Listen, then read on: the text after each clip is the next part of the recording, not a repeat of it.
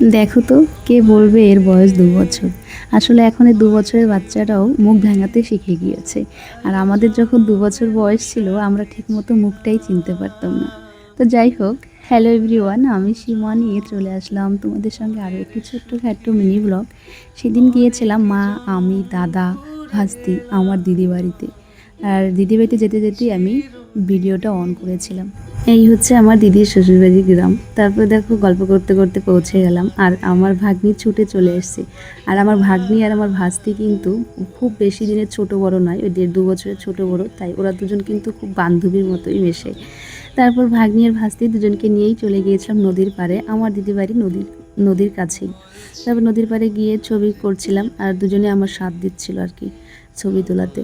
তারপর ছবি করার পরে এবার দুজনেই মান অভিমান করেছে। ও বলছে আমার ছবি হয়নি, ও বলছে আমার ছবি নেই। এবার ছোট বোন দেখো বড় বোনের রাগ ভাঙাচ্ছে। কি মিষ্টি, তাই না? তারপর মান অভিমান সব নদীর পাড়ে রেখে আমরা আবার চলে আসলাম দিদিবাড়িতে এসে অনেকটা লেট হয়ে গিয়েছিল। তো আমরা খাওয়া দাওয়া সেরে তারপর বেরোতে হবে। তার মধ্যে আমার মাওই মাঝে দিদির শাশুড়ি আমার ভাস্তির জন্য একটি জামা নিয়ে আসছে।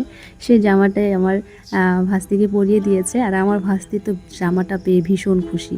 আসলে ছোট বাচ্চারা তো এরকমই হয়, তাই না? তারপর আমার ভাস্তি আমরা সবাইকে টাটা বাই বাই করে আমরা বাড়ির উদ্দেশ্যে আবার রওনা দিয়েছি। আর রাস্তায় আসতে আসতে আমার ভাস্তি যে কতবার বলেছে জামা, নতুন জামা আমার।